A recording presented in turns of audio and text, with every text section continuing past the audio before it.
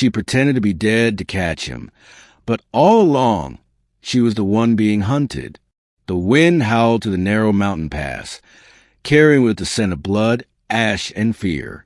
Elira lay perfectly still beneath a tangle of branches and dirt, her breath shallow, her heart pounding so loud she was certain it would give her away. She had practiced this for months, playing dead, slowing her pulse, cooling her body to match a corpse's chill. Her prey was near.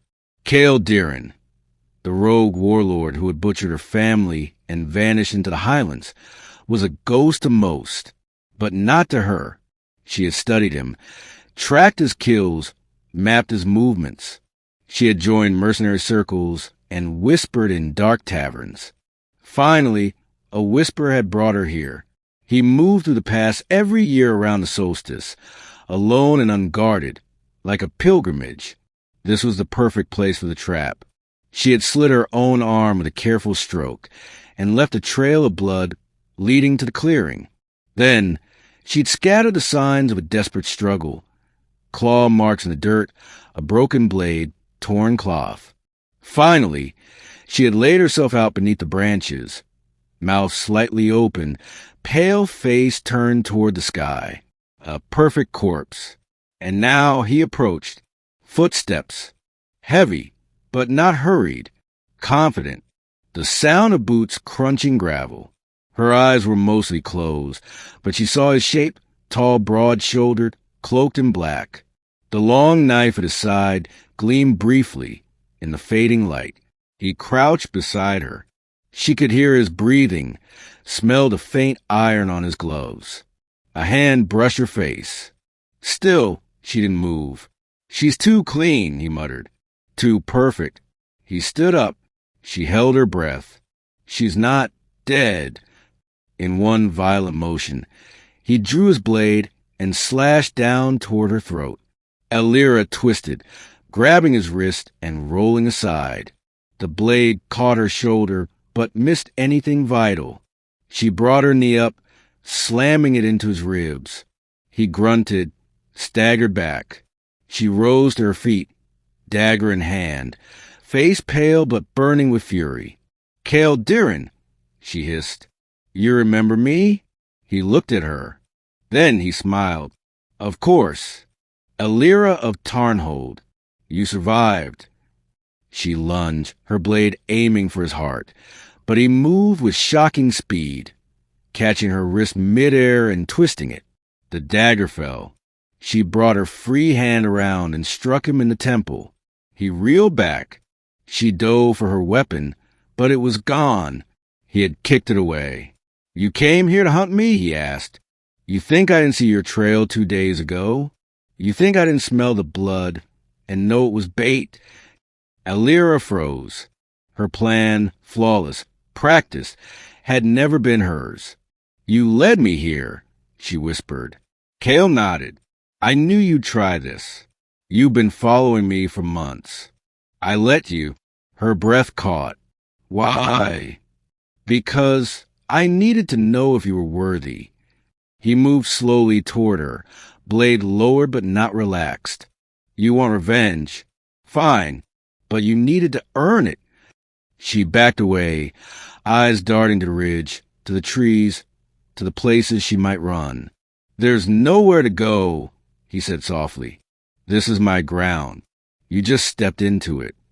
Elira reached into her boot and drew her last hidden blade, a thin, curved shard of steel, coated with poison. Kael's eyes flicked to it. "Ah, there it is." She didn't hesitate. She leapt forward, feinted left, then slashed right. He dodged, but not completely. The blade grazed his arm. His cloak ripped. Blood bloomed.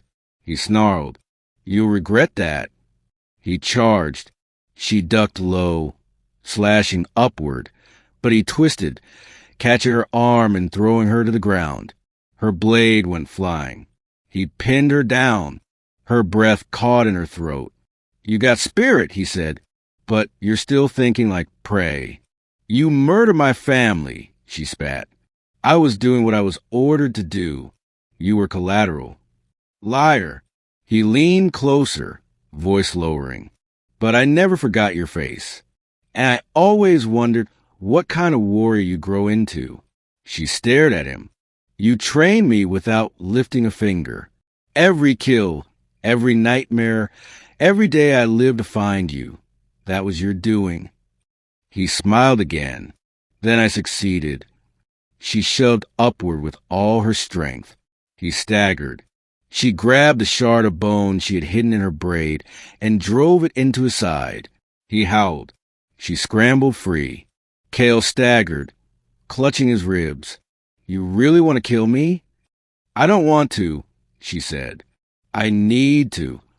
They circled each other now, breath steaming in the cold. I'll give you this, he said.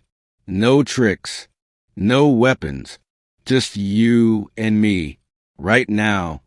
She dropped the bone shard. He dropped his blade. Then they charged. He was stronger. She was faster. She ducked under a wild swing and drove her fist into his gut. He countered with a headbutt. Blood filled her vision. She kneed him. He elbowed her. They grappled, stumbled, rolled through dirt and snow. Then she was on top. She grabbed the bone shard again, now slick with his blood. Do it, he said, breathing hard. Finish what you started. She stared at him. In his eyes, no fear, no regret, only acceptance. I could have killed you at the start, he said, but I didn't. You wanted a hunt. You got one. Her hand trembled. You're not like me, he said. You don't kill for satisfaction. You kill for closure. She pressed the bone against his neck. You think you know me? I made you. A scream tore from her throat. She drove the bone down and stopped. She sat back, gasping. No, she whispered. You don't get to choose how this ends. I do. Kael closed his eyes. Then let it be so. She stood, trembling. You'll bleed out, she said. I've bled worse. I'm not going to carry you down a mountain. He laughed hoarse. Didn't expect you to. She walked to her dagger, retrieved it, and turned back. I'm not your weapon, she said. I'm not your creation. He didn't respond. His eyes were closing. She left him there, alive but broken, as the sun dipped behind the peaks. Elira descended into the trees, not triumphant, not whole, but free. Kael Deren had hunted her through memories, through pain, through time. But he was not her end. She was no longer the prey, and she was never his to claim.